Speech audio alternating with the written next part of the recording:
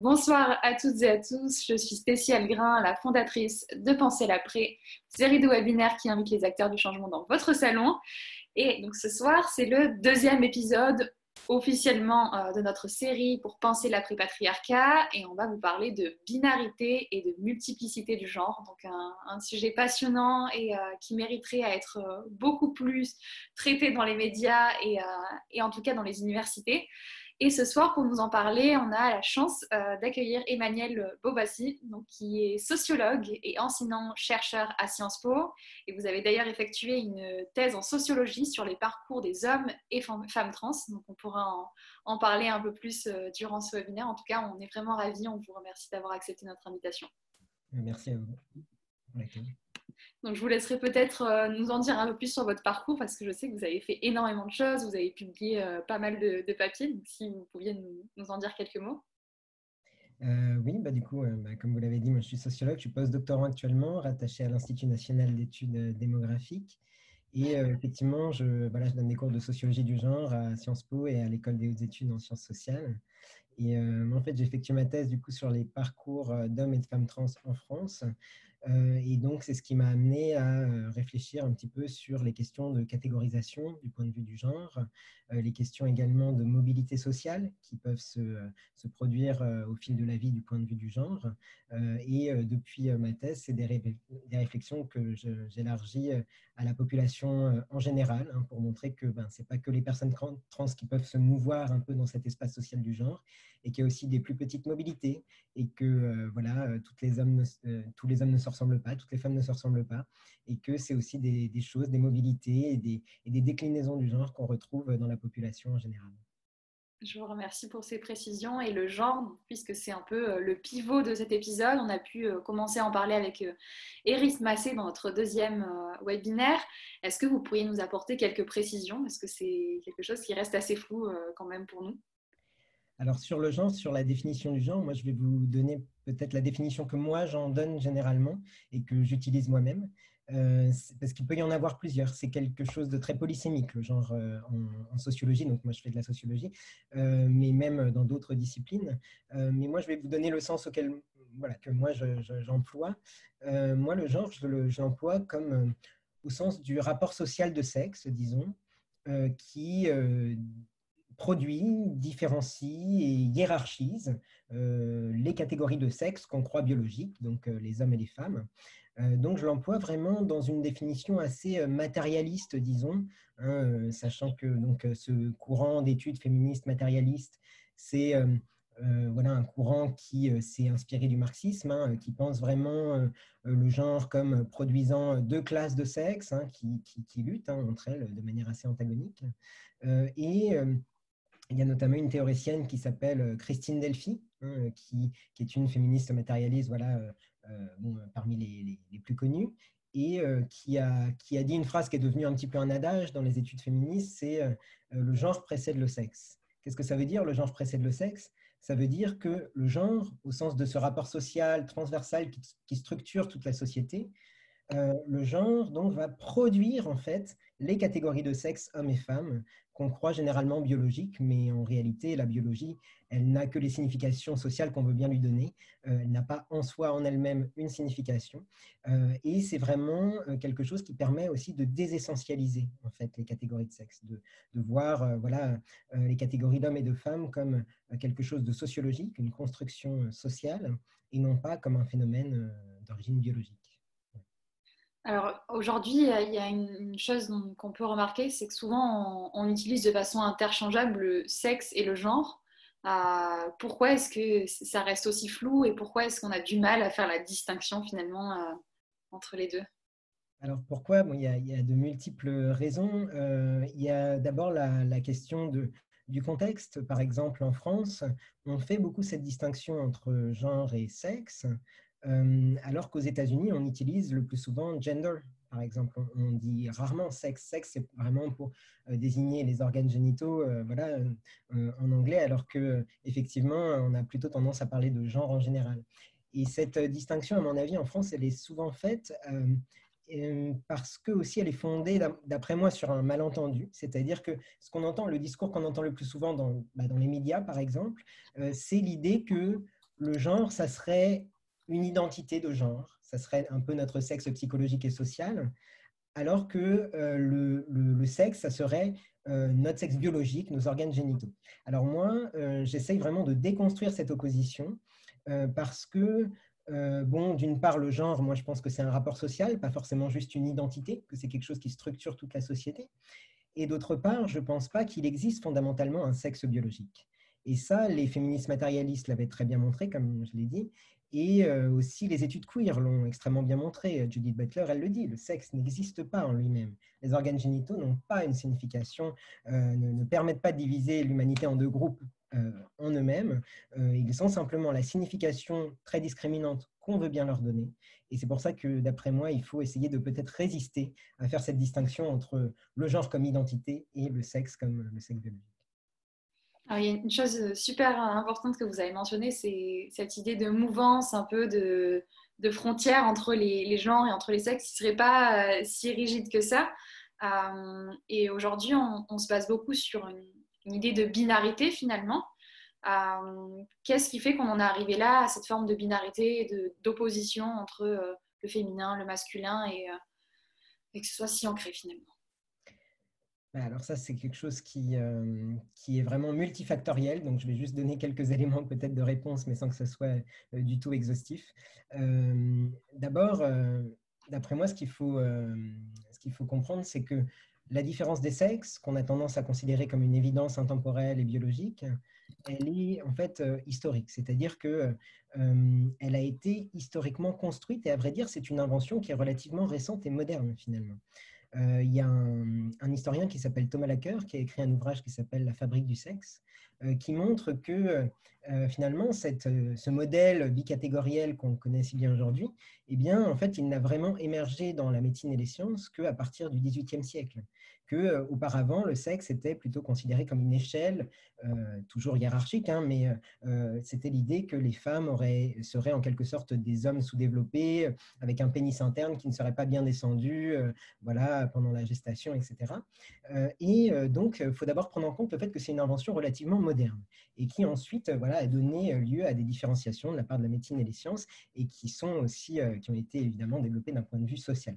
Alors, du point de vue des normes de genre, maintenant, du point de vue plus de l'aspect social de la chose, je dirais que un indicateur aussi du fait que finalement, cette bicatégorisation, elle est tellement fragile et en fait relative, c'est le fait que les normes de genre, elles évoluent en permanence, en fait.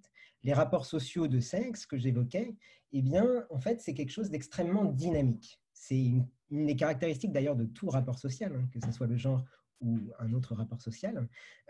C'est pas quelque chose de tout à fait linéaire, voilà, bon, et intemporel, c'est quelque chose qui évolue. Les normes, elles évoluent en permanence, en fait.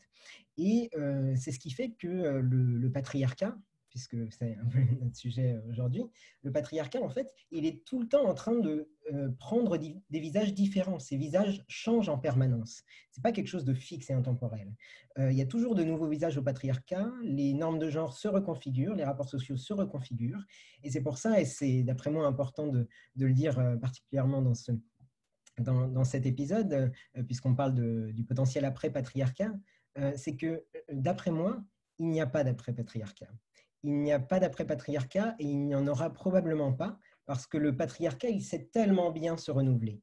Il prend des nouveaux visages. Ce qu'on peut considérer être une forme d'émancipation, par exemple pour les femmes, eh bien, vient toujours avec de nouveaux visages de la domination, en fait. Je pourrais évoquer par exemple la contraception et l'IVG, par exemple, incontestablement quelque chose qui a été une grande avancée pour les femmes, de plein de points de vue, professionnels, du point de vue de son corps, etc. Et pour autant, eh bien, il y a des nouvelles normes qui sont venues avec. Il y a des nouvelles normes contraceptives, procréatives. Maintenant, les femmes sont responsabilisées pour la contraception. C'est à elles de prendre en charge ça.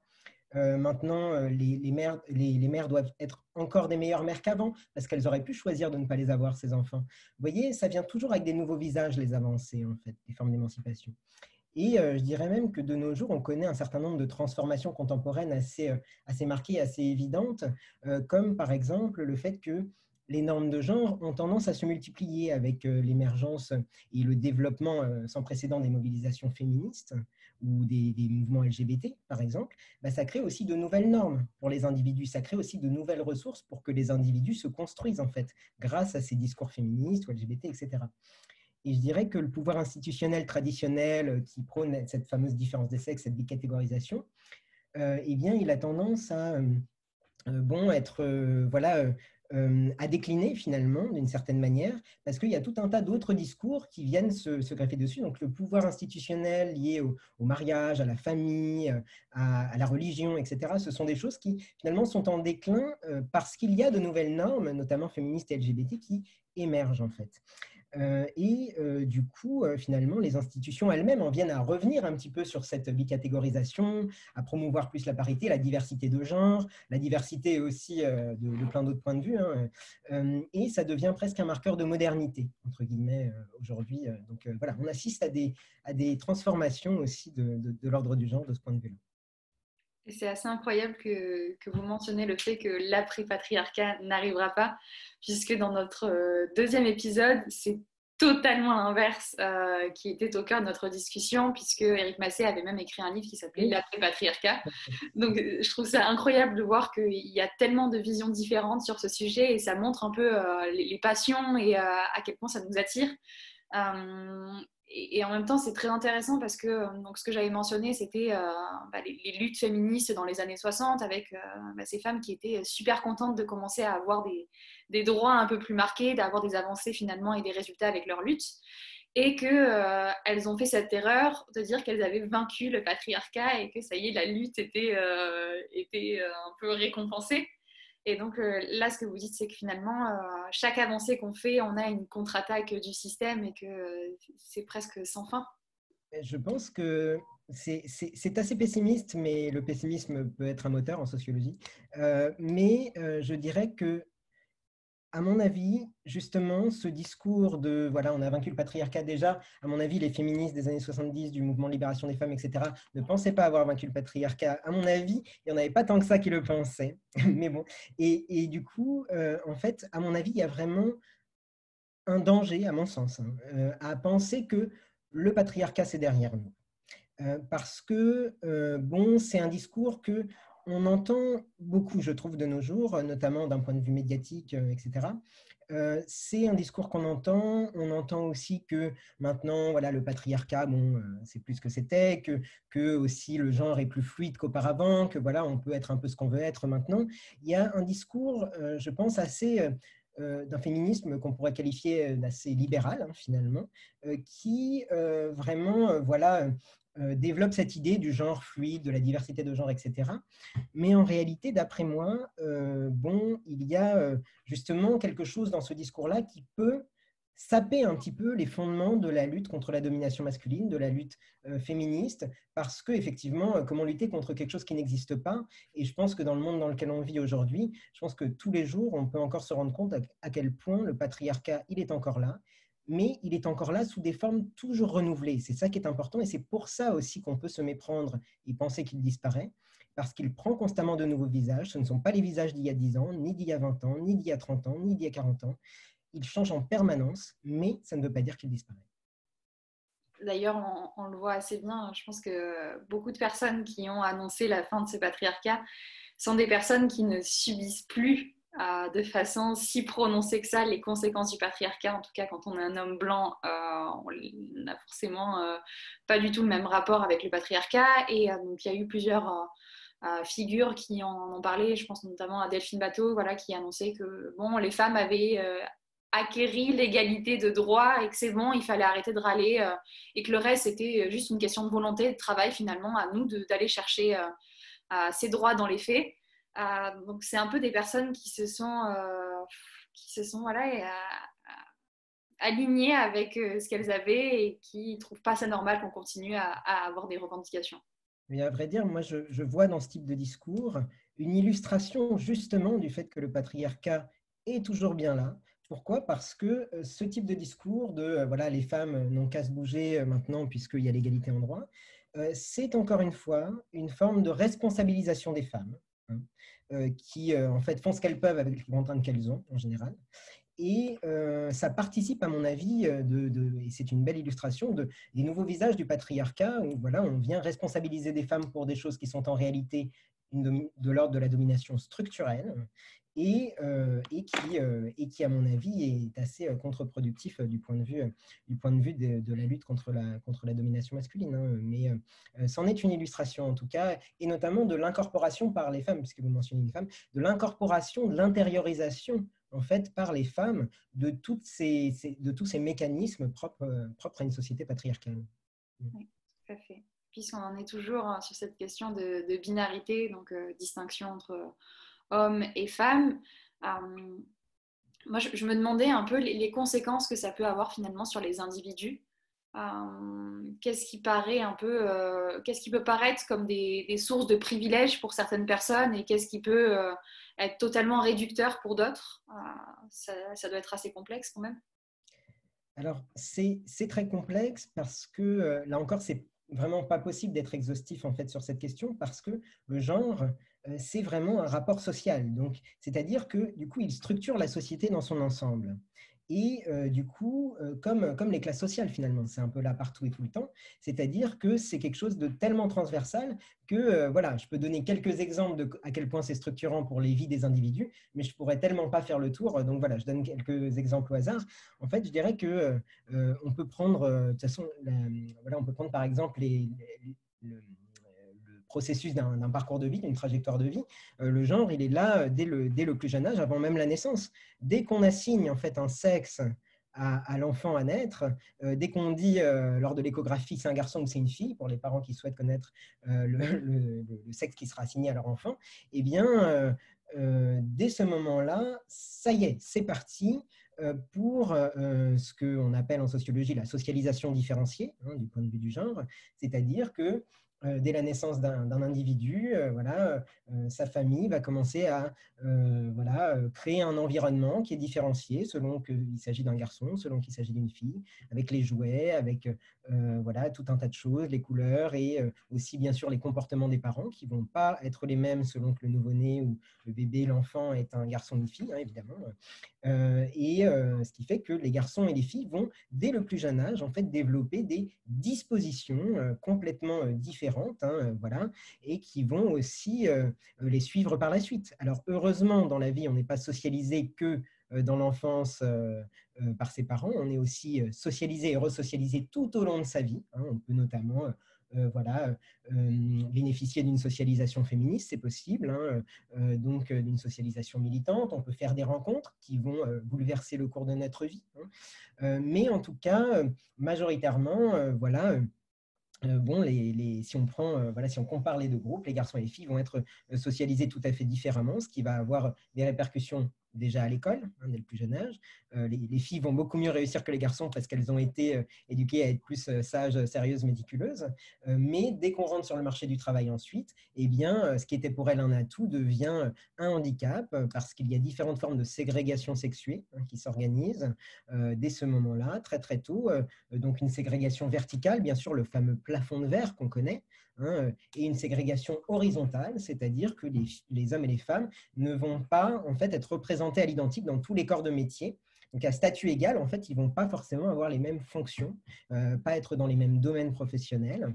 Donc là, je parle du travail, mais c'est en général la sphère qu'on évoque le plus quand on parle des inégalités entre les hommes et les femmes, et ce n'est pas la seule. Il y a évidemment toute la sphère intime, toute la sphère familiale, toute la sphère conjugale, la sphère aussi de la sexualité, dans laquelle les femmes continuent encore et toujours hein, d'assurer la plupart du travail non rémunéré, du travail donc domestique et reproductif.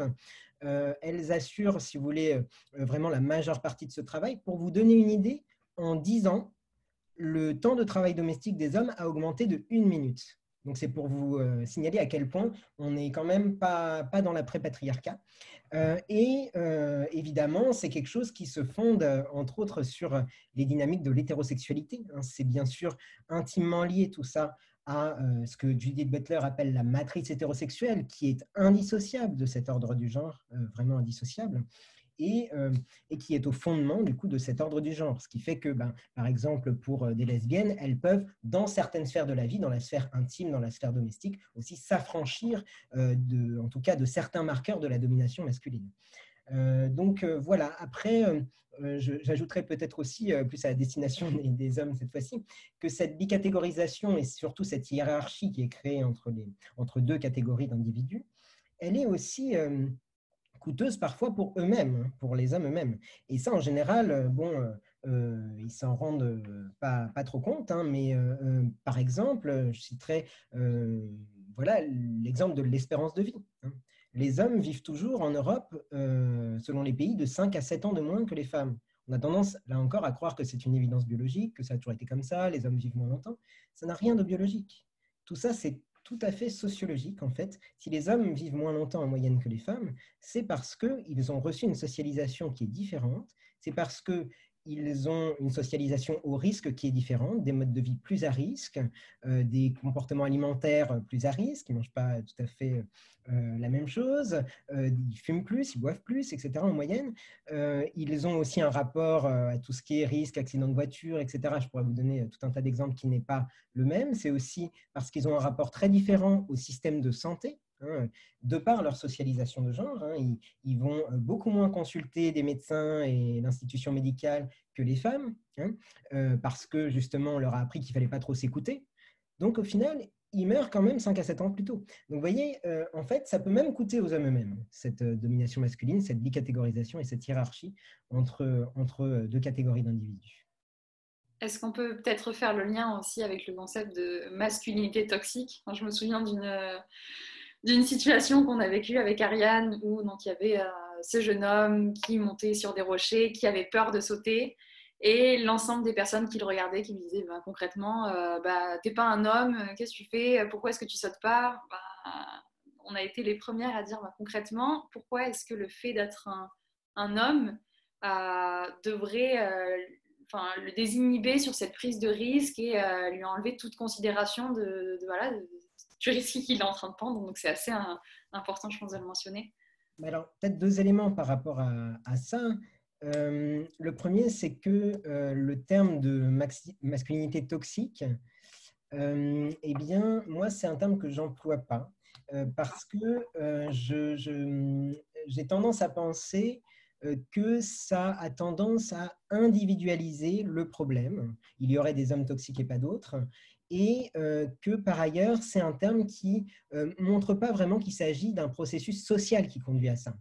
La toxicité en soi, c'est un phénomène presque chimique, je ne sais pas.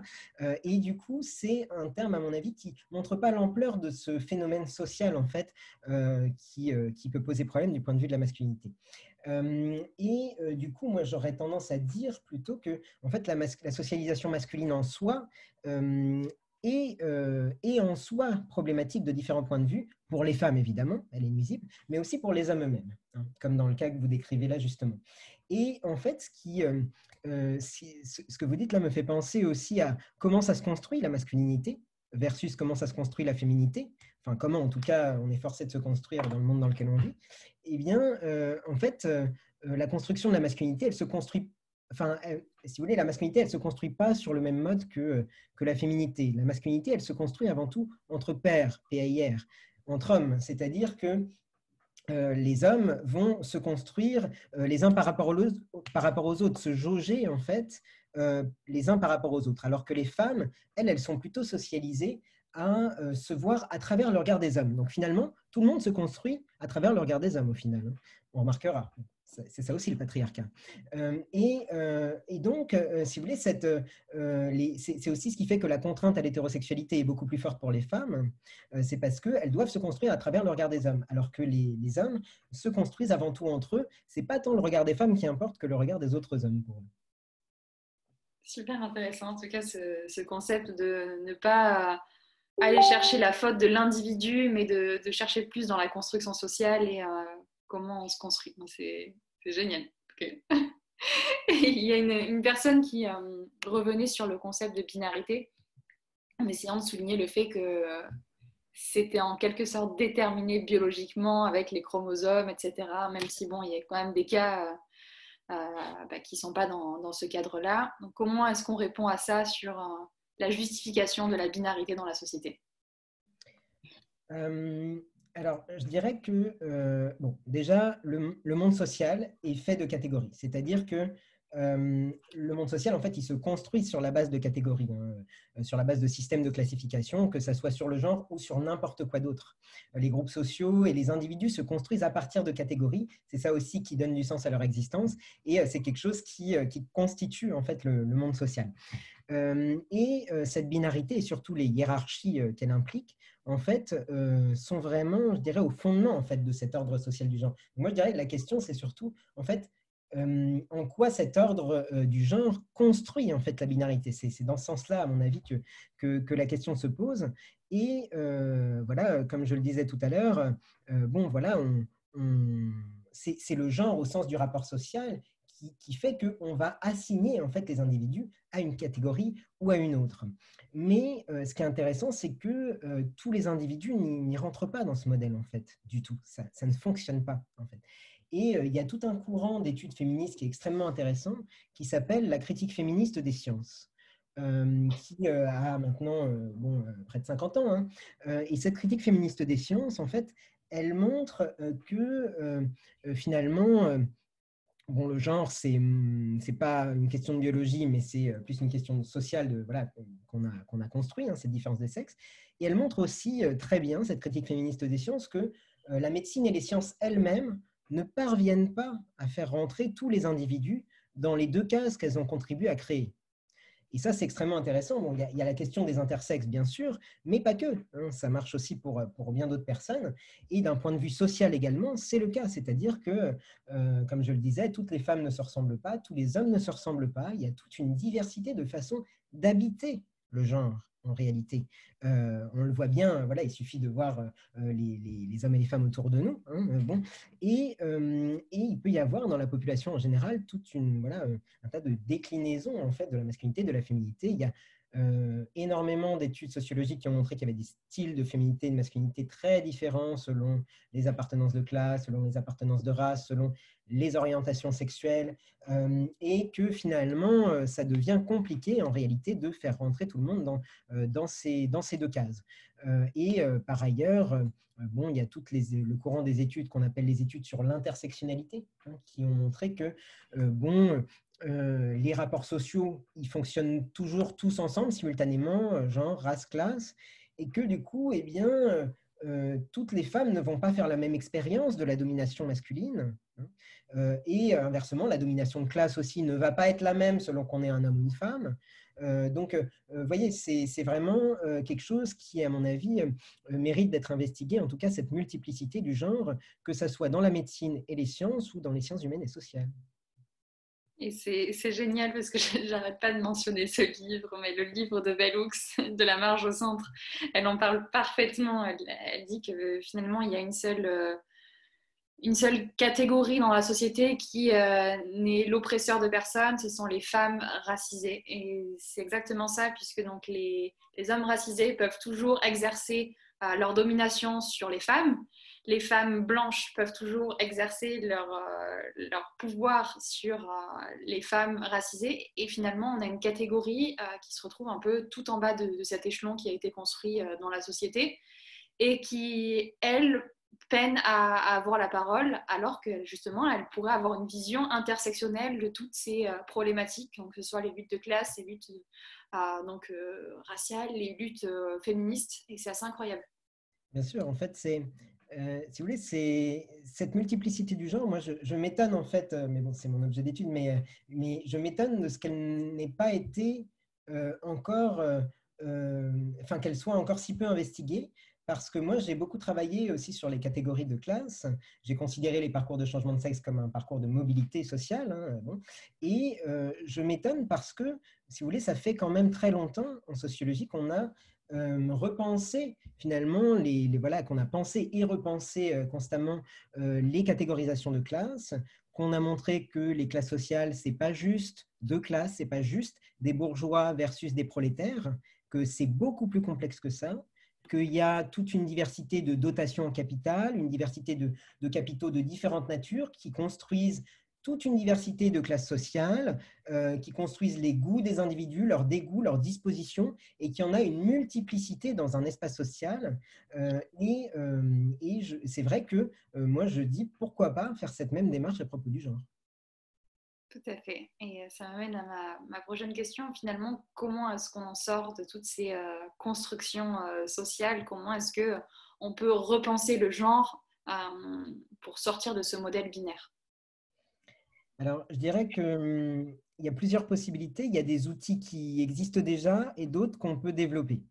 Les outils qui existent déjà, c'est ceux qu'on vient de mentionner, c'est toutes les études sur ce qu'on appelle l'intersectionnalité. Alors, l'intersectionnalité, c'est un terme qui nous vient de Kimberlé Crenshaw, qu'elle a théorisé au début des années 90, et qui est hérité d'une mouvance qui était déjà présente, une mouvance militante, du black feminism. Voilà.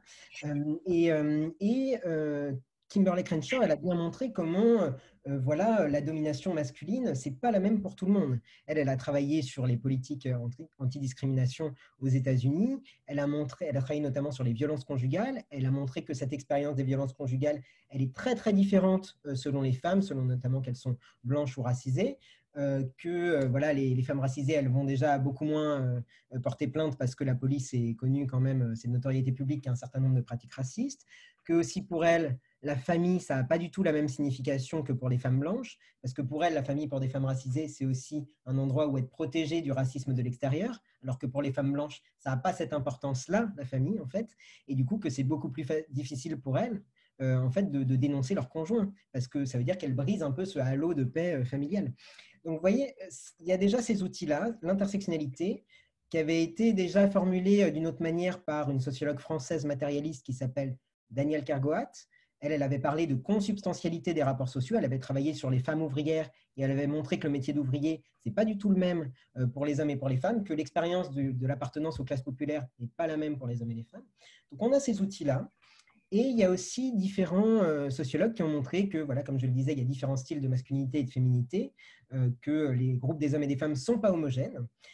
Mais jusqu'à présent, dans tous ces travaux, je dirais qu'on ne va pas vraiment beaucoup au-delà de la bicatégorisation elle-même. C'est-à-dire qu'on montre toutes les déclinaisons qu'il peut y avoir chez les hommes et chez les femmes, mais sans vraiment remettre en question cette bicatégorisation. Et moi, ça, c'est quelque chose sur lequel j'essaye de travailler un petit peu, de penser le genre autrement, essayer d'avoir un autre cadre de pensée qui permette de dépasser cette bicatégorisation.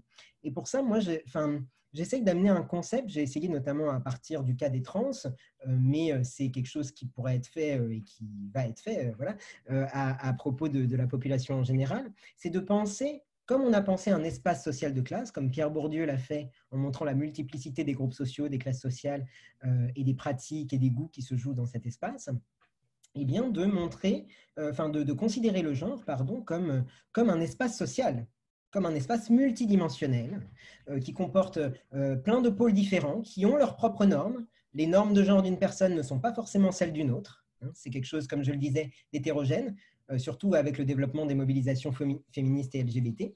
Et il y a aussi différents goûts, différents dégoûts, différentes dispositions, toute une multiplicité de dispositions très variées.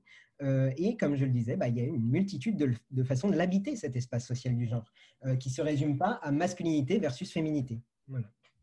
D'accord, je comprends beaucoup mieux maintenant. Et d'un point de vue politique, parce que je sais que ça reste une sphère assez compliquée, en tout cas pour ces questions, j'ai vu que les identités trans et que d'être trans était encore considéré comme une maladie il y a quelques années, d'après l'OMS, et ça m'a choquée. Enfin, je me suis dit, on a mis tout ce temps pour se poser cette question et pour essayer de se demander comment arrêter de mettre des personnes dans des cases et de dire que c'était une maladie. Ça me semble incroyable. Alors, bon, je dirais que, à vrai dire, les parcours trans ne sont pas encore démédicalisés. En fait, effectivement, il y a des débats maintenant depuis une décennie voilà, sur le fait de dépathologiser ce type de parcours. Mais dans les faits, en fait, les parcours des personnes trans, des personnes donc, qui voilà, s'affranchissent de leur catégorie de sexe d'origine, eh bien, sont encore de fait psychiatrisés. Et ça, c'est un standard de soins qui est international. Donc, dans les standards de soins internationaux, les trans doivent toujours en passer par une évaluation psychiatrique. Pour les personnes qui souhaitent avoir accès à des modifications corporelles, donc médicalisées. Je veux dire. Mais en tout cas, donc ce n'est pas une dépathologisation totale du tout dans les faits. Effectivement, ça pose question par rapport à cet ordre du genre et à ce qu'il génère voilà, en termes de contraintes et de répression et de régulation surtout, puisque ce sont des parcours qui sont fortement régulés en fait, par l'État et par les instances médicales et juridiques. Oui, et c'est ce que disaient pas mal d'associations et d'organisations, c'est que commencer à l'écrire sur le papier et arrêter de mettre ces personnes dans des cases de personnes atteintes de folie presque, c'était pas assez et qu'il y avait encore un parcours qui était tellement compliqué, ne serait-ce que sur l'aspect administratif avec... je me dis que pourquoi est-ce que on met tant de temps en fait à accorder ce choix-là aux personnes. C'est du ressenti, c'est du propre et c'est à nous aussi de choisir finalement notre parcours. Je ne sais pas ce que vous avez pu voir sur le terrain. Alors, en fait, moi, je trouve qu'il y a énormément de points communs en fait, avec les mobilisations féministes et leur histoire. C'est-à-dire que voilà, des féministes se sont battues et se battent toujours pour le droit à disposer de leur propre corps. Eh bien, à vrai dire, c'est un petit peu la même logique. Il y a une forme de convergence des luttes de ce point de vue-là, puisque les trans se battent en fait avant tout pour pouvoir disposer de leur corps. Bon. Après, bon, à mon avis, cette forme de régulation très forte, justement, qui passe par la psychiatrisation et par le changement de sexe et l'état civil qui relève encore du tribunal de grande instance en France. Donc, voilà, il faut aller au tribunal pour changer d'état civil. Ça illustre, à mon avis, d'après moi, bon, la force aussi de l'ordre du genre. Si justement c'est à ce point régulé, par les institutions, c'est bien que ça vient questionner les fondements de cet ordre et ça permet aussi de les mettre en évidence et c'est pourquoi l'étude des parcours trans en dit énormément sur le genre en général, sur les parcours trans bien sûr, mais aussi sur le genre en général et sur la force de cet ordre social qui différencie et hiérarchie les individus. Et cette force justement dans la hiérarchisation, est-ce que c'est en quelque sorte spécifique à la France? Parce que j'ai pu voir notamment sur l'état civil, il y avait des disparités à travers le monde, notamment il me semble que c'était en Irlande et en Argentine où c'était plus simple, c'était juste voilà, mettre au courant la mairie en quelque sorte. Donc pourquoi est-ce qu'en France c'est beaucoup plus compliqué? Alors ça, il y a énormément de raisons à ça, mais il faut quand même préciser qu'en France, alors effectivement, il y a des disparités selon les pays. Par exemple, en Argentine, il est possible de changer d'état civil en mairie depuis 2012. En France, il est possible de changer de prénom en mairie, mais le changement de sexe à l'état civil, de catégorie de sexe, relève encore du tribunal de grande instance. Mais il faut quand même préciser qu'en France, il y a des choses qui ont changé en 2016. Il y a eu une loi qui est passée en 2016 qui est le résultat de luttes acharnées voilà, de la part de certains mouvements trans et aussi du défenseur des droits qui s'était mobilisé également. Cette loi, c'est donc la loi de modernisation de la justice pour le XXIe siècle. Dans cette loi, eh bien, le changement d'état civil, de sexe à l'état civil, a été démédicalisé. C'est-à-dire qu'auparavant, il fallait nécessairement avoir eu recours à des modifications corporelles médicalisées, notamment à une stérilisation, ce qui n'est pas sans rappeler la stérilisation forcée d'autres minorités au cours de l'histoire.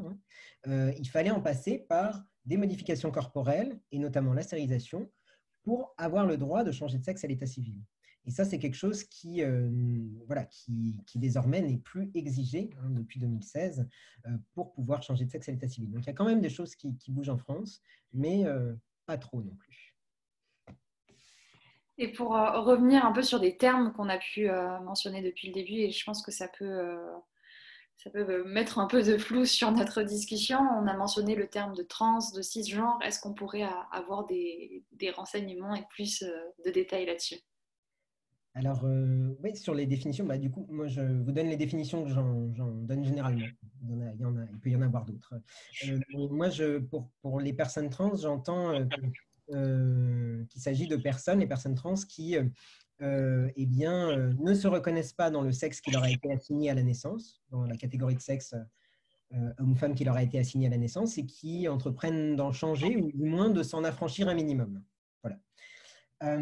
Pour le terme cisgenre, donc ça c'est un terme un petit peu moins connu, c'est en fait, on peut aussi utiliser cis comme on utilise trans, juste le préfixe. Cis, ça veut dire du même côté, donc c'est l'antonyme de trans. En fait, c'est les personnes qui se reconnaissent plutôt bien dans la catégorie de sexe qui leur a été assignée à la naissance et qui n'entreprennent pas d'en changer. Donc, autrement dit, c'est la majorité de la population. Hein, c'est l'antonyme du coup de trans. C'est un peu ce que hétérosexualité est à homosexualité, si vous voulez. Donc voilà, après, sur d'autres définitions qui seraient utiles, la transition, c'est justement ce processus de passage d'une catégorie de sexe à l'autre, ou en tout cas un processus d'affranchissement de sa catégorie de sexe d'origine.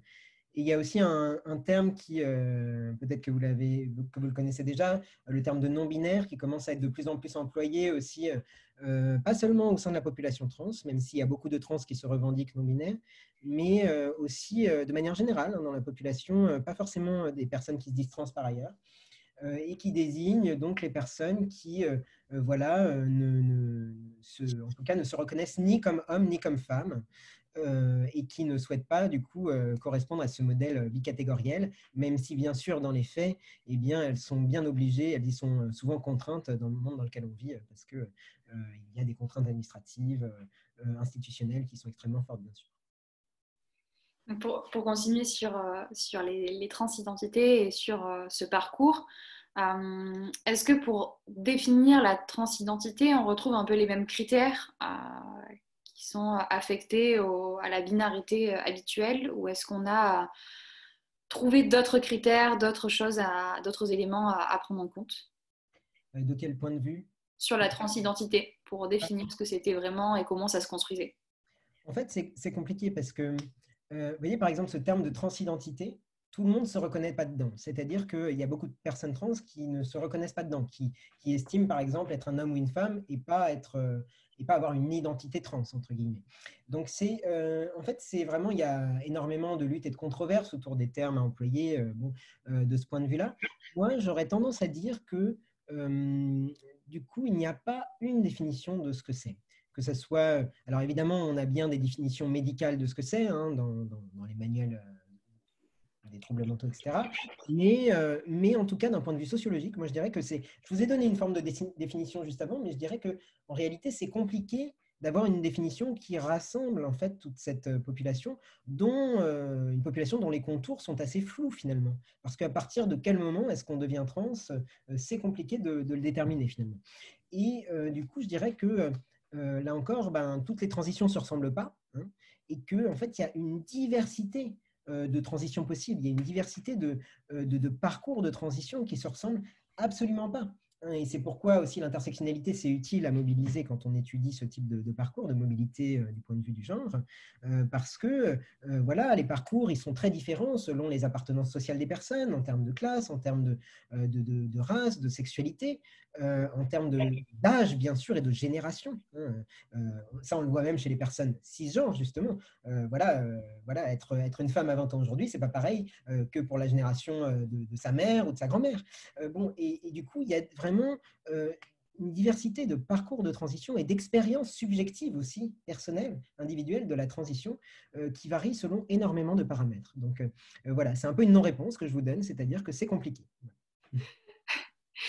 D'ailleurs, j'ai pu lire une interview de Paul B. Preciado qui parlait de ce phénomène de transition et qui faisait une comparaison avec une forme de révolution sans violence et qui appelait même ça une révolution micropolitique. Donc je trouvais ça assez intéressant. Je ne sais pas si vous avez pu faire le tour de la question et nous expliquer pourquoi est-ce que pour lui c'est une révolution finalement. Alors moi, là, j'ai l'impression de me répéter, mais je vais le dire. En fait, moi, j'y crois pas forcément en termes de révolution, d'un point de vue sociologique. En fait, j'ai envie d'y croire, pour tout vous dire. Je pense que c'est une utopie nécessaire, mais que ça reste une utopie. Parce que pour moi, on remet jamais tout à plat. C'est comme ce que je disais à propos du patriarcat et de l'après-patriarcat qui, d'après moi, n'existe pas, il n'existera pas. Parce que on ne remettra pas le patriarcat à plat.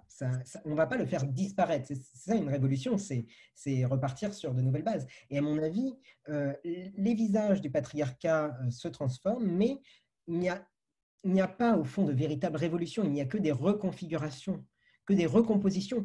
Et ça, il y en a en permanence, on est d'accord là-dessus. Il y a vraiment des recompositions permanentes de l'ordre du genre, mais à mon avis, pas une véritable révolution malheureusement. Et les personnes trans et non-binaires, à mon avis, sont les premières personnes à le savoir, parce qu'elles savent très bien, elles savent pertinemment que justement, l'ordre du genre, il est tellement prégnant, tellement puissant, parce que justement, elles constatent en changeant de catégorie de sexe, ou du moins en essayant de s'affranchir de leur catégorie de sexe d'origine, que à quel point eh bien, ça pose des problèmes, à quel point c'est très problématique, à quel point elles subissent des violences d'ordre matériel, physique, symbolique, qui leur montrent toute la force en fait du patriarcat, la force de cette bicatégorisation et de cette hiérarchie qui existe entre les hommes et les femmes.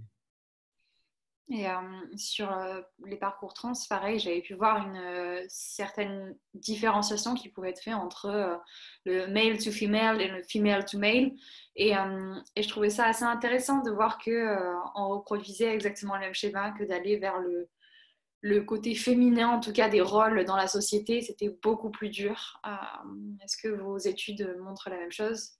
Alors, oui, en fait, bon, moi, ce sur quoi j'ai essayé d'insister, du coup, c'était mon travail de thèse qui portait là-dessus, c'est sur justement l'empreinte du genre sur les parcours de transition. Parce que justement, pour aller un petit peu à l'encontre de ce discours très libéral qui voudrait que le genre maintenant c'est fluide, qu'on peut naviguer d'un sexe à l'autre et que voilà, on peut changer de sexe comme on change de vêtements. Ça, à mon avis, voilà, c'est pas le cas.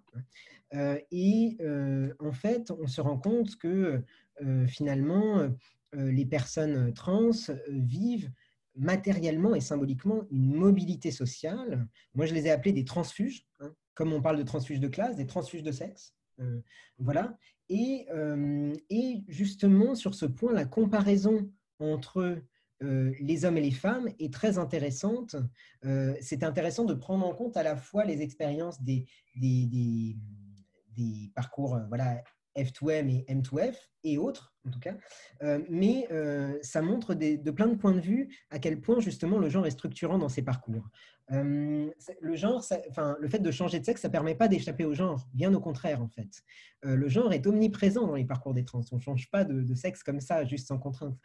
Au contraire, on voit bien l'empreinte du genre, ça l'illustre, ça la met en évidence.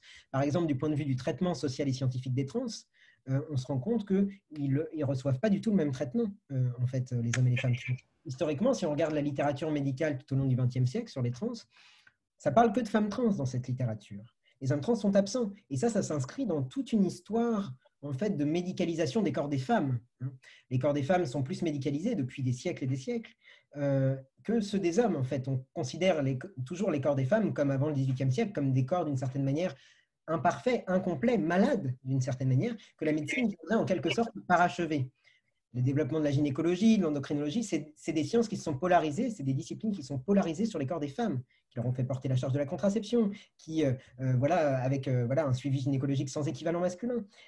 C'est quelque chose qui s'inscrit dans toute cette histoire et qui fait que les corps des femmes trans ont été plus médicalisés et sont aussi, et du coup, devenus plus connus. Les femmes trans sont beaucoup mieux connues que les hommes trans.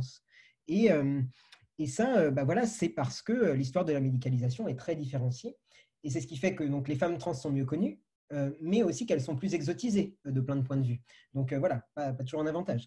Ce qui est très intéressant aussi, et qui moi m'a particulièrement intéressé, c'est bien sûr les trajectoires de vie des personnes. Concrètement, comment ça se passe? Eh bien, les hommes et les femmes trans n'ont pas du tout les mêmes parcours de vie. Pour vous donner une idée, l'âge moyen du début de la transition chez les hommes trans, c'est 25 ans, alors que l'âge moyen du début de la transition pour les femmes trans, c'est 38 ans. Donc, ça fait quand même une sacrée différence. Les hommes trans transitionnent en moyenne beaucoup plus jeunes que les femmes trans. Pourquoi? Parce que dès lors que une femme trans essaye de commencer sa transition, donc un homme essaye de commencer à se féminiser, eh bien, la sentence sociale est tellement violente, parce que c'est un déclassement, c'est perçu comme quelque chose de dégradant. parce que la féminité en soi est considérée comme problématique en réalité, eh bien, c'est tellement violent généralement pour elles que finalement, il y en a beaucoup qui décident d'essayer de renoncer, de se résigner à rester des hommes et qui vont essayer de se marier, avoir des enfants en tant qu'hommes avec une femme, etc., de bien rentrer dans le rang, et puis qui finalement vont quand même décider de transitionner, mais à un âge beaucoup plus avancé, plus tard dans la vie. Donc c'est pour ça que la moyenne d'âge est beaucoup plus élevée en fait chez les femmes trans, alors que les hommes trans, bon évidemment c'est pas facile pour eux non plus, mais en tout cas il n'y a pas une sanction sociale et des violences telles qui les empêchent en tout cas qui les amènent à se résigner, à essayer de rester des femmes malgré tout. Donc voilà, chez les femmes trans ont plus de propension à essayer de se résigner. En tout cas, la moitié d'entre elles, si vous voulez, avant la transition, elles ont essayé de faire famille avec une femme, de rentrer dans le rang en tant qu'homme, de commencer leur carrière au masculin, etc. Alors que ce type de profil-là, il est quasiment absent chez les hommes trans. Il y a très très peu d'hommes trans qui ont déjà fondé une famille en tant que femme avant la transition. Vous voyez, des parcours de vie extrêmement différents, extrêmement différents. C'est aussi différent du point de vue plus subjectif, du point de vue de l'expérience des individus. C'est-à-dire que le fait de, et ça, là encore, la littérature sur la mobilité sociale de classe apporte beaucoup, c'est sur le fait que cette mobilité sociale, elle n'est pas vécue de la même manière selon qu'il s'agit d'une ascension ou d'un déclassement. Les deux versants de la mobilité sociale ne sont pas comparables. En fait, le vécu d'un déclassement, donc dans le cas des femmes trans qui étaient des hommes et qui deviennent des femmes, eh bien, en général, on pourrait se dire que voilà, ça peut être mal vécu, mais finalement, c'est pas si mal vécu que ça, parce qu'elles se rendent compte des privilèges qu'elles avaient avant et dont elles ont fait usage sans même s'en rendre compte, en fait. Et du coup, elles acceptent mieux, en fait, le fait d'être aujourd'hui une femme et de rejoindre le groupe des femmes, en fait. Elles ont l'impression d'être passées du bon côté d'une certaine manière. Alors que les hommes trans, eux, alors qu'ils devraient quand même, voilà, ils bénéficient désormais d'un dividende patriarcal, etc., eh bien, ils culpabilisent. Ils culpabilisent et ils se trouvent dans une tension finalement qu'ils ne les quittent jamais. Parce qu'ils se rendent compte, eux, avec la transition, de à quel point ils étaient maltraités, en fait, avant, en tant que femmes. Et ils culpabilisent justement d'arriver à échapper à certaines violences désormais. Vous voyez, il y a des différences à tous les niveaux, que ce soit social, subjectif, au niveau du traitement scientifique également. C'est quelque chose qui est extrêmement instructif sur la force de l'ordre du genre, en fait, les parcours trans. C'est vraiment une très bonne étude de cas pour parler de genre en général et de la force de cette socialisation.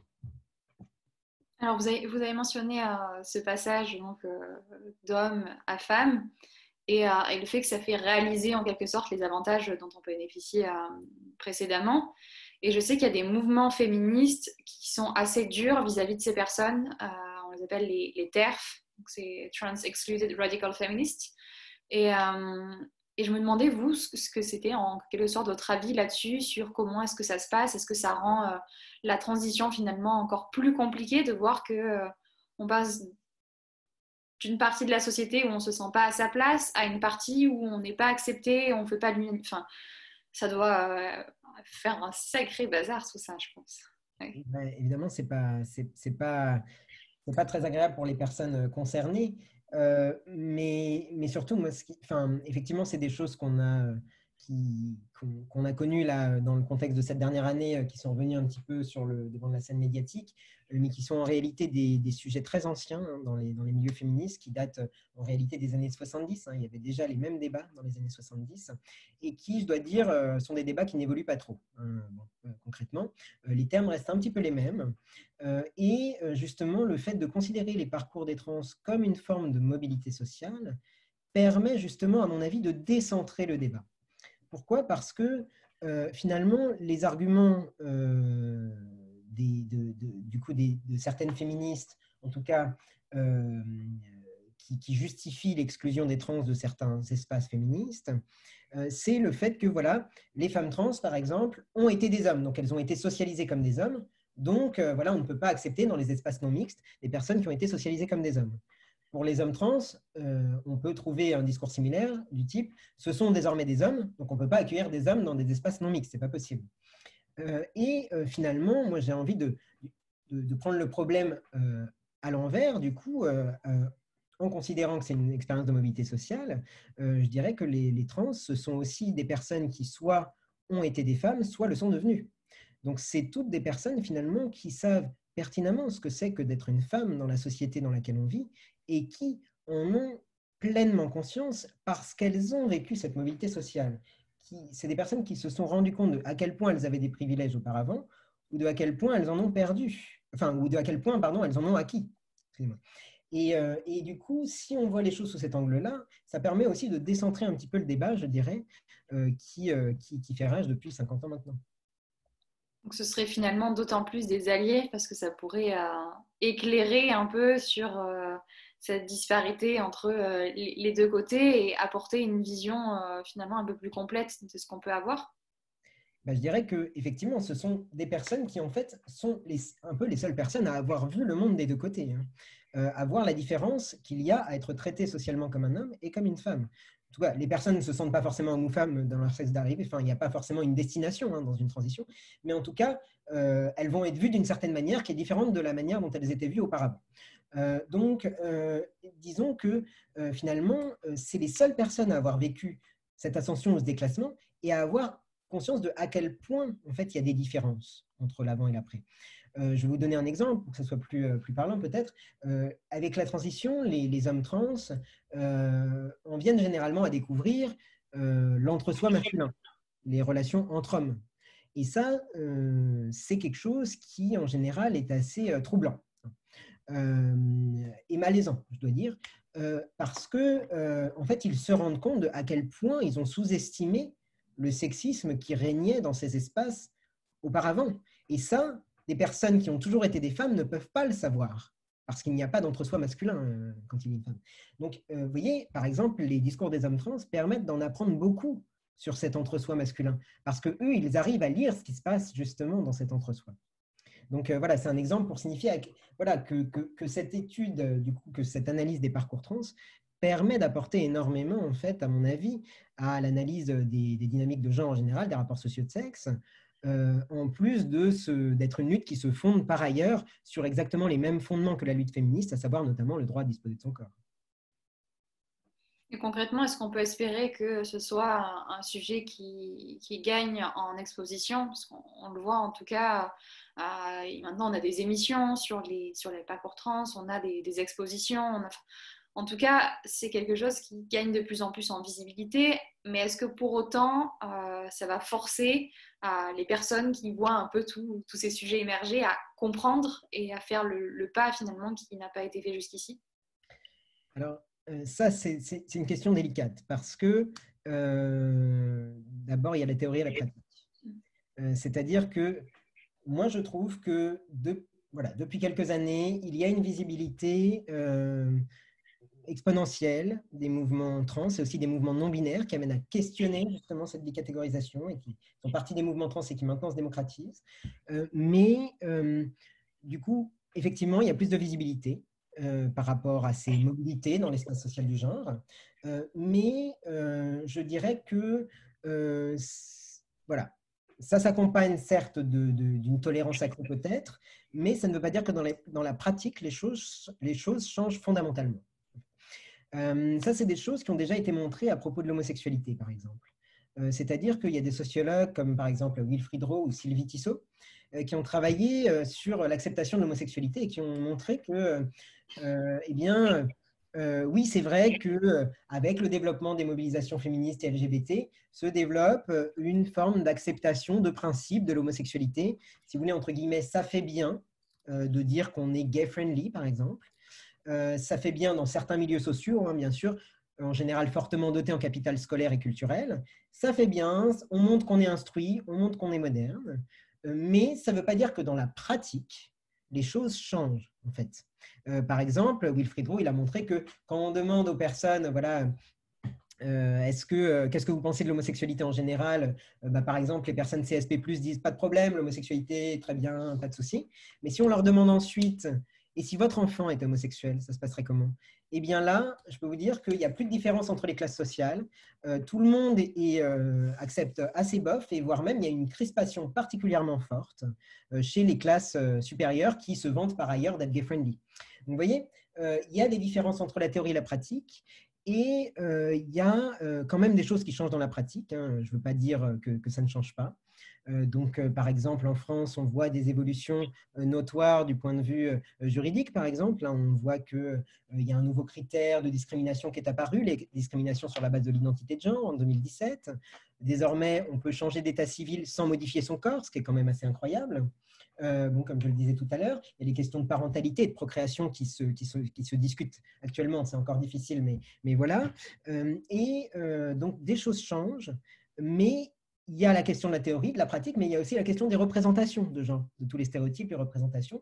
Et ça évolue encore plus lentement que les pratiques. Donc voilà, il peut y avoir des pratiques, des choses qui changent, mais les représentations, en général, elles prennent encore plus de temps à changer. Et ça, on le voit bien sur les enquêtes sur la sexualité, par exemple, où on voit que les pratiques sexuelles, elles évoluent, que l'égalité sexuelle évolue, mais que les personnes ont toujours des relations des représentations très différenciées sur ce que ça doit être la sexualité des femmes et la sexualité des hommes. Donc, vous voyez, je dirais que c'est un petit peu, si on s'inspire de ces différents travaux, je dirais que, bon, les choses changent, mais tout ne change pas en même temps.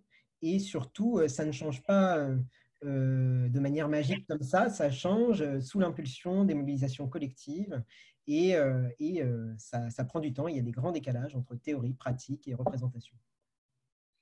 Pour parler des représentations, on peut d'ailleurs faire le lien avec cette histoire d'émission. En tout cas, on l'a vu sur Netflix, il y a de plus en plus de shows.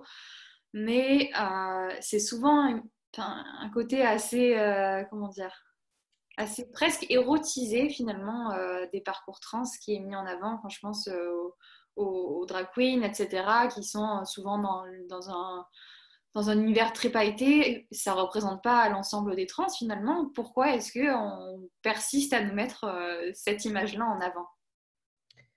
Bon, alors ça, il y a plusieurs éléments historiques par rapport à ça. Je dirais que, comme je le disais, il y a les parcours des femmes trans, par exemple, ont été beaucoup plus investis par les sciences, par la médecine, etc. Et c'est venu avec une certaine visibilité sociale, du coup. Ça leur a apporté cette visibilité. Mais c'est aussi venu, du coup, avec des formes d'exotisation, c'est-à-dire que tout ça aussi est lié à la mobilité sociale qu'elles connaissent, c'est-à-dire que les femmes trans, elles vivent un déclassement. Si on prend l'exemple des drag queens aussi, c'est des personnes qui sont des hommes et qui se féminisent. Et en fait, derrière ça, il y a à mon avis une question fondamentale que beaucoup de gens se posent, mais qui n'osent pas se poser comme ça, mais du coup je vais le dire, c'est dans une société patriarcale, pourquoi voudrait-on devenir une femme? Ou alors, pourquoi voudrait-on tout simplement se féminiser quand on est un homme? C'est perçu par beaucoup de personnes, et en particulier par les hommes, comme quelque chose de profondément dégradant, parce que la féminité en soi est considérée comme un problème en réalité. La masculinité se doit d'être exclusive de la féminité, alors que l'inverse n'est pas tout à fait vrai, c'est-à-dire on accepte plus facilement qu'une fille ait quelques marqueurs de masculinité, bon, pas trop quand même, hein, mais voilà, par exemple, le terme de garçon manqué n'a pas d'équivalent pour les hommes. Fille manquée, ça serait bientôt trop dégradant en fait. Donc, je dirais qu'il y a aussi tout cet univers de la fascination collective pour des hommes qui en viendraient à se féminiser parce que ce choix apparaît tellement absurde aux yeux de beaucoup de personnes, en fait. Pourquoi voudrait-on se féminiser quand on est un homme? Je pense que c'est quelque chose d'extrêmement fascinant et qui participe de la médiatisation, voilà, toujours avec une approche extrêmement libérale, hein, des femmes trans et des drag queens, et avec tous les shows que vous mentionnez sur Netflix, donc je peux bien imaginer. Et ce qui est intéressant, si je pense par exemple au show de drag queen qui est bien connu maintenant sur Netflix, c'est RuPaul's Drag Race, bon, quelque chose qui est énormément regardé, eh bien, je dirais que c'est, à mon avis, une trahison assez libérale de ce qu'était autrefois, en fait, une culture qui était issue, en fait, des classes populaires racisées, chez les gays, par exemple, hein. Toute la culture du voguing, toute la culture du drag race, c'est quelque chose, en fait, qui a émergé dans des milieux d'hommes gays racisés, pauvres, avec à la tête de ce qui était appelé les houses, les maisons des femmes trans, et qui a été complètement transformé en quelque chose de tout à fait lucratif et assez libéral, je dois dire. C'est une forme de whitewashing en quelque sorte. de Pas cette nécessairement, parce qu'il y a quand même beaucoup de personnes racisées qui l'investissent de cette manière-là aujourd'hui, mais en tout cas, voilà, il y a une forme de capitalisme washing. En tout cas, oui, c'est sûr que ça a perdu du sens que ça avait autrefois. Voilà. Donc, bon. Les choses se reconfigurent aussi de cette manière-là. C'est pas que pour le genre que ça fonctionne. Et puis donc, jusqu'à maintenant, on a parlé de la partie, je dirais presque sympa des parcours trans, mais on le sait, il y a eu une augmentation assez conséquente de la transphobie, des attaques, des agressions même. Comment est-ce qu'on peut définir ces comportements et selon vous, quelles en sont les causes? Alors, moi, la cause, d'après moi, dans tout ce qui est de l'ordre des violences envers toute forme de transgression de genre, finalement, hein, pas envers les trans, mais aussi, ça peut être le cas pour d'autres personnes, c'est vraiment, l'origine de ça, c'est vraiment justement la mise en question des fondements de l'ordre du genre, hein. Bon, le fait de ne pas rester à la position qui nous a été assignée, et quelque chose qui est sévèrement sanctionné, hein. C'est parce que justement il existe cet ordre du genre qu'il existe ces violences, voilà, envers les personnes trans ou autres personnes qui transgressent l'ordre du genre. Donc là encore, pour moi, c'est vraiment une illustration de la force du patriarcat. Et ces violences, comment les qualifier? Je dirais que bon, y a beaucoup de personnes qui utilisent le terme de transphobie, que moi personnellement je n'utilise pas. Je ne l'utilise pas pour une raison assez simple, qui est que le suffixe phobie me pose problème parce que c'est un terme qui vient de la psychologie, hein, et qui désigne une peur relativement individuelle et assez irrationnelle, je dois dire, hein. Donc, à mon avis, ça ne rend pas justice du coup, voilà, à ce type de phénomène de violence. Donc, c'est vraiment quelque chose, d'après moi, qui est important de replacer dans un système structurel de domination. C'est pourquoi je préfère moi, un terme plus sociologique qui est celui de cissexisme. Comme celui d'hétérosexisme, qu'on emploie comme un synonyme d'homophobie, moi j'utilise le terme de cissexisme pour désigner les violences envers les trans, parce que ça permet de comprendre que les violences envers les trans, c'est pas juste de la haine des trans, la transphobie, c'est aussi beaucoup d'autres choses, et beaucoup d'autres choses qui sont intimement liées au patriarcat, qui sont intimement liées à des violences sexistes. En fait, les femmes trans sont agressées généralement parce qu'elles vivent un déclassement de sexe, parce qu'elles osent s'affranchir du groupe des hommes pour se féminiser, ce qui, pour beaucoup d'hommes, est extrêmement menaçant pour leur masculinité, hein. Et les hommes trans sont généralement agressés justement parce qu'ils essayent de rejoindre le groupe des hommes, donc ce qui est perçu là encore comme une terrible menace, parce qu'il s'agit de personnes qui étaient des femmes auparavant, donc c'est inacceptable. Donc vous voyez, en fait, derrière les violences transphobes, généralement, il y a en fait des violences de genre, hein, des violences qui sont liées à l'ordre patriarcal. Et donc c'est pourquoi moi je préfère utiliser ce terme de violence cissexiste, par exemple, ou hétérosexiste, bon, pour les qualifier. Très bien. Je vous remercie en tout cas pour toutes ces clarifications. En tout cas, c'est très important de le mentionner parce que je pense que avec les discours qui se tiennent aujourd'hui, on a tendance à tout mélanger et à avoir une vision qui est totalement biaisée.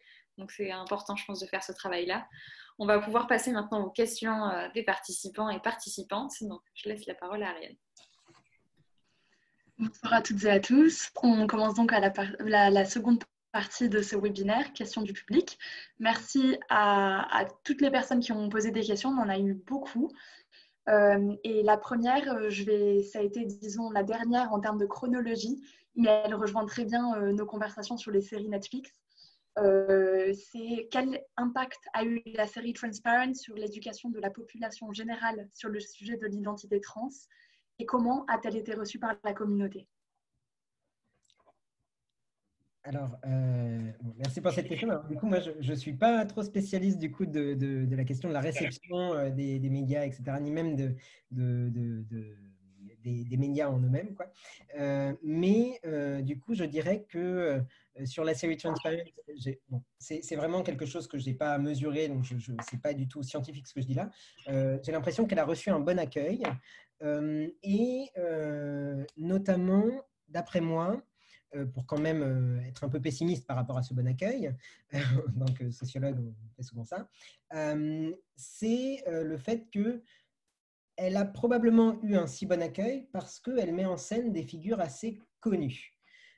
notamment des figures trans assez connues, à savoir la figure d'une femme trans déjà, qui est au centre de l'intrigue, et non pas un homme trans, les hommes trans étant beaucoup moins connus, même s'il y a un homme trans, me semble-t-il, dans la série. C'est donc un personnage qui correspond bien aux représentations. Quand on pense trans, en général, les gens se représentent une femme trans d'un certain âge déjà avancé, qui a déjà fait famille. Et ça correspond, comme je le disais tout à l'heure, à un certain profil de femme trans. Celui qui a essayé de se résigner avant, de rester un homme, de faire famille, de travailler, et puis qui finalement craque et transitionne quand même après avoir fait tout ça. Ce qui est important de mettre en évidence d'après moi, c'est que en fait, ça reste ça quand même, la représentation médiatique des trans la mieux connue, alors qu'il y a aussi beaucoup d'autres profils de parcours trans. Il y a aussi des femmes trans qui transitionnent beaucoup plus jeunes, mais du coup aussi dans des conditions de vie qui ne sont pas du tout les mêmes, qui sont en général beaucoup plus précaires. Donc, évidemment, c'est plus difficile d'en faire une série. C'est des personnes qui vivent généralement beaucoup de ruptures familiales, qui ne sont pas encore sur le marché du travail, donc qui connaissent généralement vraiment une forte précarité. C'est les trans les plus précaires, c'est elles, en fait. Et qui sont peut-être moins sexy, si vous voulez, à représenter dans les médias, d'une certaine manière. Voilà. Justement parce que leurs conditions de vie sont beaucoup plus difficiles. Donc, il y a aussi ce profil-là de femmes trans, et il y a aussi des hommes trans qu'on connaît beaucoup moins parce qu'ils ont été ils ont suscité beaucoup moins l'intérêt de la médecine et des sciences au cours du siècle dernier. Et pourtant, ils sont là. Alors, on commence à en voir dans quelques séries, mais beaucoup moins quand même que les femmes trans, mais ils sont là également. Donc voilà, je dirais oui, un bon accueil, mais qui est quand même assez circonscrit, peut-être. Je ne sais pas ce que ça donnerait si on représentait davantage de femmes trans jeunes précaires, par exemple. Merci pour cette première réponse et on va continuer avec 2 questions, mais je vais commencer par une seule seulement. Elles ont toutes les 2 à voir avec la binarité. Donc l'une relève plutôt du biologique, l'autre de l'administratif. La première et elle rejoint ce que vous disiez donc plutôt au début du webinaire. Pouvez-vous développer la binarité femme-homme car les chromosomes XX ou XY font bien la distinction? D'accord. Alors, moi, ça, c'est quelque chose qui m'intéresse énormément dans le cadre de la critique féministe des sciences. Et quand je fais cours sur la biologie aussi, parce que en général, c'est vraiment le point le plus difficile de l'année. Mais du coup, en fait, je dirais que, pour répondre à ça, en fait, la critique féministe des sciences, elle s'est vraiment intéressée à aussi comment on définit le sexe dans la médecine et les sciences de la biologie. Et c'est pour beaucoup des chercheuses en biologie qui ont initié ce courant de pensée de la critique féministe des sciences, notamment Anne Fausto-Sterling, par exemple. Ce qui est très intéressant et qui a été vraiment relaté et qu'on voit même dans le champ médical assez facilement, c'est que le sexe, ce n'est pas quelque chose d'unidimensionnel en médecine. Vous voyez, moi je dis qu'en sociologie, je le vois comme quelque chose de multidimensionnel, mais en réalité, en médecine, ce n'est pas non plus unidimensionnel. Le sexe, c'est pas... voilà, quand on attribue un sexe à un nouveau-né, on regarde les organes génitaux, par exemple. On ne va pas faire un test chromosomique à un nouveau-né pour déterminer son sexe. On va faire un test chromosomique que si on a un doute. Mais en réalité, le sexe en médecine, c'est 3 facteurs. C'est le sexe qu'on appelle phénotypique, à savoir l'apparence des organes génitaux. Le sexe chromosomique, donc les chromosomes, XX, XY ou autres, et les taux hormonaux. Donc les taux, l'équilibre entre eux, notamment testostérone et oestrogène, puisque tout le monde est porteur de ces 2 types d'hormones. Et en fait, si on prend en compte ces 3 facteurs, on se rend compte que finalement, en fait, c'est très compliqué d'arriver à catégoriser les individus en 2 groupes, ne serait-ce que parce que les hormones, par exemple, c'est des taux. Donc, c'est à l'infini. Il peut y en avoir autant de taux que de personnes. C'est un peu comme tous les débats qu'il y a eu dans les années 70 autour de définir ce que c'était médicalement que la race. Et en fait, on s'est rendu compte dans les années 70 que la race, ça n'existait pas biologiquement. Que, en fait, ce qui existait, c'était un taux de mélanine qui était différent pour tout le monde dans la peau. Et tout le monde en a de la mélanine, enfin presque tout le monde. Et en fait, il y avait des taux différents selon les personnes. On s'est rendu compte qu'il n'y avait aucun fondement biologique à la race. Eh bien, moi, je dirais que du point de vue du sexe, on peut aussi avoir ce type de raisonnement, vu que c'est ces 3 facteurs, de dire, voilà, il y a des déclinaisons de chromosomes. Déjà, XX, XY, ça ne correspond pas à tout le monde. Il y a énormément de personnes qui, sans même le savoir, sont porteurs de 2 chromosomes X et d'un chromosome Y, par exemple, ou autre configuration. Il y a aussi des segments de chromosomes qui se baladent aussi entre les chromosomes, enfin, c'est extrêmement fréquent. Il y a des taux hormonaux qui sont différents pour chacune et chacun. Et bien sûr, il y a le sexe phénotypique, les organes génitaux, qui sont à l'évidence différents pour chacune et chacun. Donc, voilà, tout ça pour dire que le message en fait, que la critique féministe des sciences fait passer à ce propos, c'est de dire, en fait, c'est très difficile de vraiment arriver à catégoriser en deux groupes. Ça ne veut pas dire qu'il n'y a pas des différences entre les corps et les compositions hormonales et chromosomiques. Ça veut dire, et qu'il n'y a pas des patterns, ça c'est sûr, mais ça veut dire que, en fait, c'est un modèle qui ne fonctionne jamais jusqu'au bout et qui présente de nombreuses déclinaisons différentes, comme la race. Et en fait, voilà, cette façon de voir les choses permet aussi d'arriver à questionner en fait, cette bicatégorisation. Donc, c'est ça l'enjeu. Merci beaucoup. Donc maintenant qu'on a une déclinaison biologique du sexe, comment est-ce que ça se passe du point de vue administratif? Que pensez-vous des nouvelles cases administratives sur le genre comme le X ou le non identifié? Le X en termes de autres, est-ce que ce sont des ajouts utiles ou ne faudrait-il pas simplement enlever ces catégorisations administratives? Alors ça, c'est un débat effectivement qui est souvent évoqué et qui pour l'instant ne trouve pas vraiment de réponse. Je dirais que bon, il y a des avantages et des inconvénients dans les deux cas. Hein. C'est-à-dire que par exemple, le fait de rajouter de nouvelles cases permet effectivement de rassembler plus d'individus, mais en même temps, est-ce que le fait de rajouter de nouvelles cases est réellement la solution? C'est pas sûr, parce que finalement, avec toute nouvelle catégorie, vient de nouvelles formes de hiérarchie.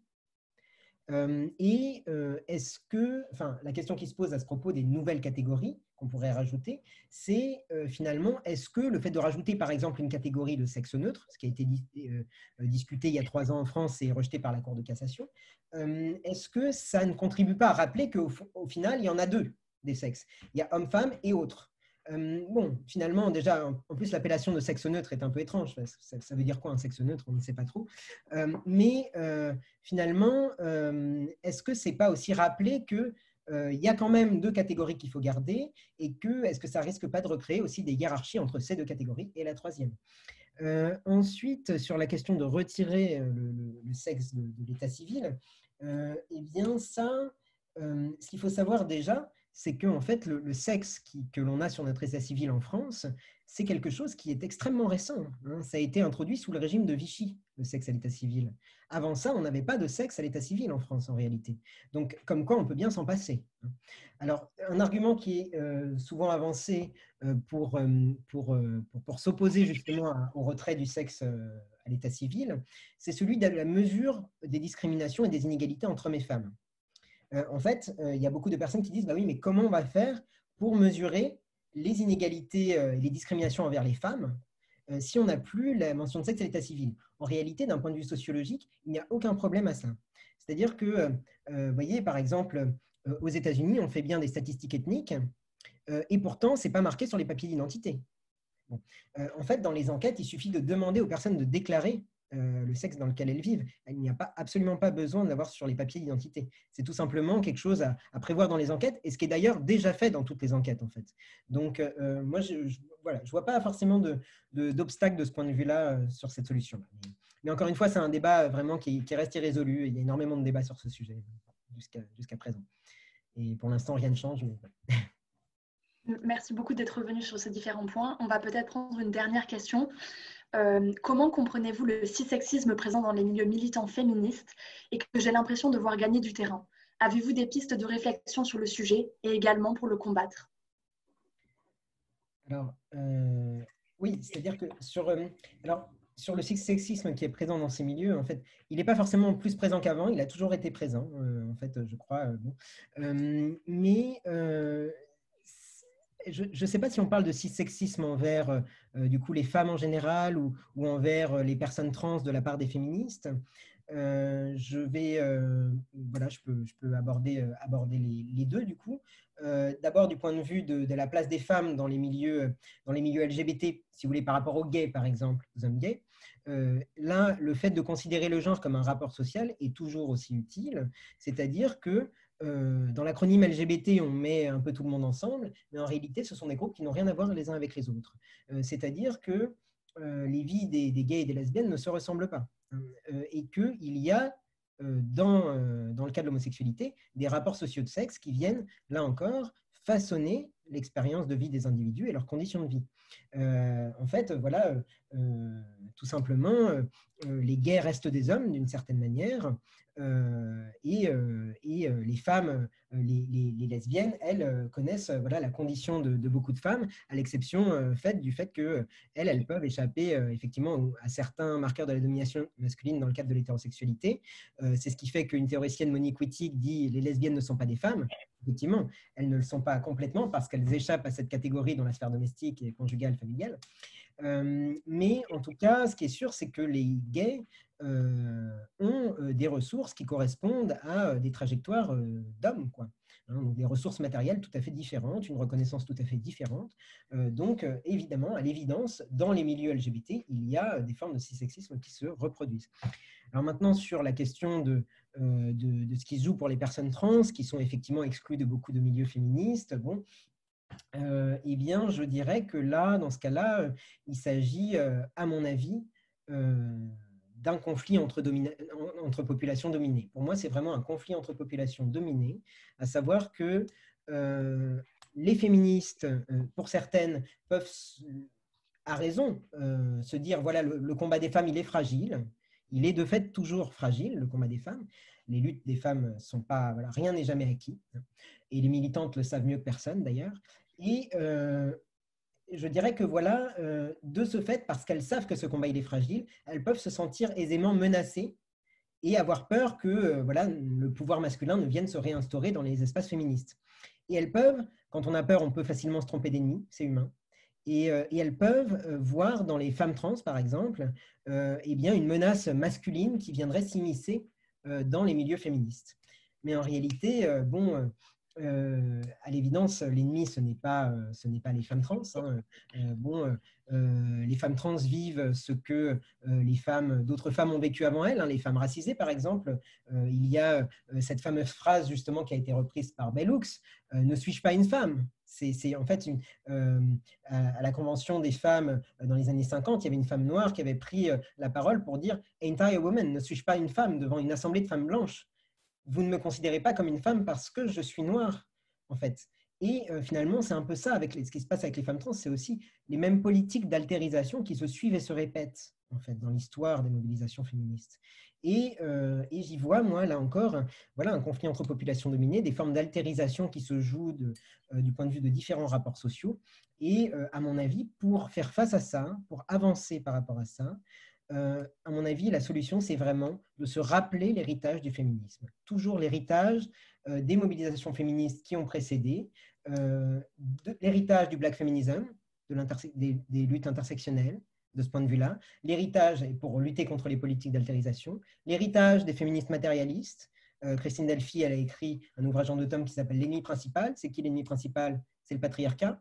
C'est pas, elle dit c'est pas les hommes individuellement et c'est certainement pas les personnes qui étaient des hommes et qui le sont plus, c'est le patriarcat. Donc attention à ne pas se tromper d'ennemis, ce ne sont pas les femmes trans l'ennemi, clairement pas. Donc voilà, j'ai essayé de répondre sur les 2 aspects, du coup je ne savais pas lequel c'était. Mais on espère que la personne qui a posé la question sera en tout cas satisfaite de la réponse. Merci beaucoup pour toutes ces réflexions qui étaient vraiment passionnantes. Et on a pour habitude de demander des recommandations en fin de webinaire. C'est donc le dernier moment. Quelles sont des recommandations de films, de podcasts, de livres, d'articles que vous pourriez faire au public ? Alors, du coup, je me suis dit que j'allais donner peut-être des idées, pour une fois, pas trop académiques, et vous dire, voilà, des choses qui m'ont, enfin, des contenus qui m'ont, moi, personnellement, beaucoup apporté aussi à mon travail, et puis aussi qui me sont très utiles dans l'enseignement, voilà, parce que très clair et très pédagogique. En fait, je pourrais conseiller un podcast que moi, j'aime beaucoup, par exemple, et c'est un podcast qui s'appelle « Un podcast à soi ». De Charlotte Bien-Aimée. En fait, c'est toute une série de podcasts. Je ne vous choisis pas un épisode parce qu'ils sont tous bien. Donc, il y en a à peu près 25, je crois. Et c'est une série de podcasts sur le genre, donc, qui mêlent des analyses de chercheuses des témoignages et des lectures de textes importants, féministes. Voilà. Et je trouve que c'est extrêmement bien fait. Donc vraiment, voilà, faut écouter un podcast à soi. D'après moi, c'est vraiment un contenu très utile. Je conseillerais peut-être aussi une BD. Alors moi, j'aime beaucoup les BD d'Emma, qui sont extrêmement pédagogiques sur les questions de genre et aussi sur des questions de classe et de race par ailleurs, qui montrent que tous ces rapports sociaux sont enchevêtrés entre eux. Les BD évidemment de Liv Strömquist, notamment Les sentiments du prince Charles sur l'histoire de l'hétérosexualité, ou encore L'origine du monde sur les femmes, leur corps et voilà, et toutes les contraintes qui s'exercent sur elles de ce point de vue-là. Donc c'est absolument excellent. Liv Strömquist, c'est une BDiste qui fait de la recherche aussi. Donc il y a une bibliographie à la fin de la BD et c'est extrêmement instructif et drôle par ailleurs.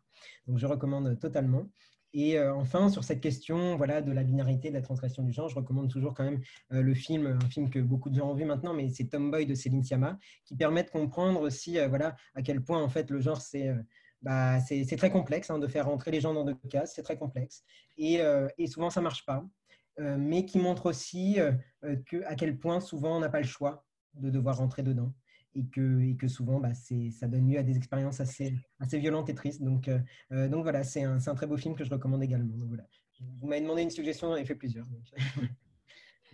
Merci beaucoup. En tout cas, sur ces excellentes recommandations, on va pouvoir clôturer ce webinaire. C'était clairement passionnant et on vous remercie encore une fois d'avoir accepté de participer. Je pense que l'ensemble des participants sont d'accord là-dessus. Et puis, donc, pour ceux qui n'ont pas pu y assister, il y aura un replay dans tous les cas pour s'assurer de partager ce savoir parce que c'est plus que jamais nécessaire. Donc, voilà, on va essayer de faire ça rapidement.